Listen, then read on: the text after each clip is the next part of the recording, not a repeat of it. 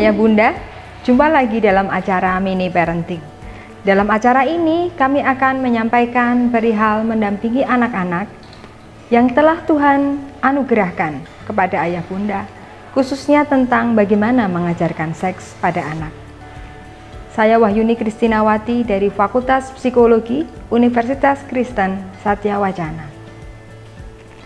Pendidikan seksualitas lebih luas dari pelajaran biologi. Pendidikan seksualitas mengandung dimensi sosial yang dapat berdampak pada kebutuhan dan hak anak untuk mengetahui fungsi tubuh mereka. Dimensi sosial ini mungkin merupakan persepsi budaya yang berbeda tentang apa yang mungkin dianggap pantas diajarkan pada usia tertentu.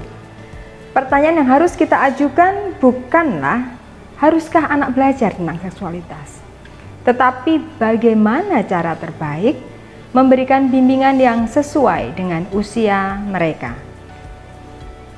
Ayah Bunda, kita dapat meyakini bahwa pembelajaran paling berharga tentang seksualitas datang dari rumah. Keluarga berada di posisi terbaik untuk mengajar anak-anak tentang nilai dan sikap terhadap seksualitas. Meskipun kebanyakan orang tua ingin menjadi pendidik utama tentang seksualitas untuk anak mereka, banyak juga yang mengungkapkan keprihatinan, kekhawatiran, dan juga ketakutan kalau mereka mengatakan hal yang salah dan bisa menimbulkan masalah di kemudian hari.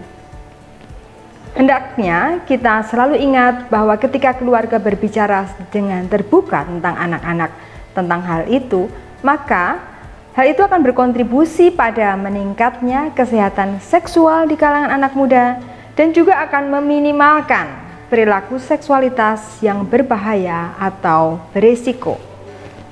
Pendidikan seksualitas perlu dilakukan seiring dengan tingkat perkembangan anak. Berbicara tentang seksualitas ketika anak-anak masih kecil jauh lebih mudah daripada ketika anak-anak menjadi remaja. Karena saat masih kecil, anak masih jauh dari wilayah gejolak emosi dan perubahan fisik. Memberikan latihan dan kenyamanan kepada anak-anak akan meletakkan dasar untuk diskusi yang lebih terbuka di usia selanjutnya, sehingga orang tua dapat berbicara tentang masalah seksual secara lebih leluasa. Pada usia bayi hingga kanak-kanak, orang tua dapat mengajarkan nama-nama bagian tubuh dan menyebutkan organ sesuai dengan namanya. Kita dapat menyebutkan bagian tangan, mulut, bahu, mata, tapi juga memperkenalkan pantat, payudara, penis tanpa perlu memberi nama-nama yang berbeda untuk membuatnya seolah lebih sopan. Sebutkan saja sesuai nama bagian tubuh tersebut. Pendidikan seksualitas juga terkait dengan perasaan anak tentang ketubuhan mereka. Oleh karena itu, membicarakan pakaian yang nyaman dapat didiskusikan sejak anak mampu memilih bajunya sendiri. Baru kemudian kita dapat memberi pendapat tentang etika dan tata cara santun berpakaian dalam percakapan ini. Nah, saat anak-anak kita berusia kurang lebih 6 tahun, kita perlu memastikan bahwa anak dapat menyebutkan bagian tubuh dan memahami cara kerjanya. Kita juga dapat mengajarkan bagaimana anak bisa memahami bayi dikandung dan dilahirkan, mengajak anak berbicara, dan mendorong mereka meminta bantuan jika mereka merasa tidak nyaman dalam hubungan dengan orang lain, atau jika mereka tidak nyaman tentang tubuh mereka. Memahami pentingnya rasa hormat dalam hubungan dengan orang lain juga perlu dilakukan. Saat anak sudah masuk kelas 3 atau 4 sekolah dasar, ajak anak berbicara tentang perubahan terkait dengan pubertas dan juga mungkin minat yang muncul dalam hubungan teman atau berpacaran. Ketika anak beranjak remaja, diskusi tentang pro kontra memiliki pacar akan memberi mereka kesempatan untuk berpikir.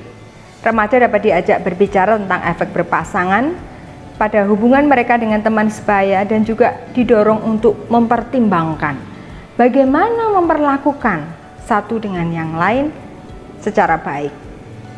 Komunikasi yang interaktif, yaitu cara berdiskusi, akan memungkinkan anak untuk memikirkan, mempertimbangkan keyakinan mereka yang mungkin berbeda dengan pendapat orang tua.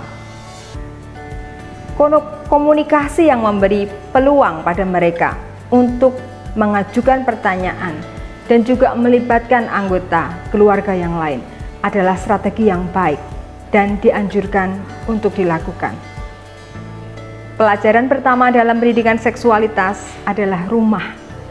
Rumah adalah tempat pertama untuk belajar tentang kepercayaan, cinta, sentuhan, kasih sayang, tubuh, ketelanjangan, privasi.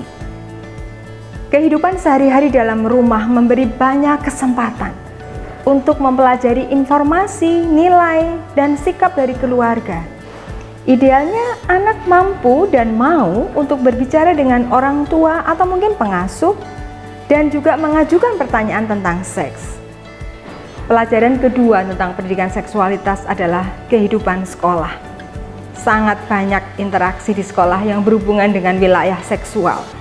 Saat berkemah, mungkin juga ada kata-kata umpatan, memanggil orang lain banci, tomboy, mengintip di bawah pintu toilet, malu-malu di ruang ganti adalah contoh kegiatan sekolah yang terkait dengan seksualitas. Anak akan sering bertanya tentang tubuh, bayi, dan juga konsepsi mereka. Lagi pula tubuh mereka sendiri dan juga tubuh teman sebayanya berubah saat mereka di sekolah dasar. Oleh karenanya, orang tua dan guru adalah partner yang penting dalam pendidikan seksualitas. Pelajaran ketiga adalah TV, games, film, majalah, media massa. Masyarakat paling sering mengungkapkan keprihatinan tentang paparan orang muda terhadap pornografi dan gambar-gambar seksual yang dilihat anak-anak dalam iklan. Namun di sisi lain, ayah bunda juga perlu memperhatikan efek media tentang gagasan terkait apa yang normal dan juga apa yang dapat diterima tentang operasi plastik, popularitas, selebriti, citra tubuh, ketakutan pedofilia, dan cara mendapatkan pacar. Banyak area dari seksualitas manusia adalah bahan pembicaraan yang penting dengan anak. Mari menjadi orang tua, sahabat, guru, dan juga teman curhat bagi anak-anak kita. Kalau ayah bunda punya pengalaman tentang mendampingi perkembangan seksualitas anak, ceritakan di kolom komentar yang sudah tersedia. Termasuk juga jika ada permintaan tentang tips parenting yang lain. Bila ayah bunda membutuhkan ide tentang aktivitas bersama dengan anak, silahkan lihat acara Geku-Geku di kanal YouTube YKB GKI TV. Sahabat, mari dukung pelayanan dan pekabaran Injil melalui YKB dengan membagikan link acara ini kepada sebanyak mungkin orang. Dukungan juga dapat saudara lakukan dengan mentransfer dukungan finansial ke rekening BCA ke nomor 450 305 2990 450 305 2990 atas nama Yayasan Komunikasi Bersama.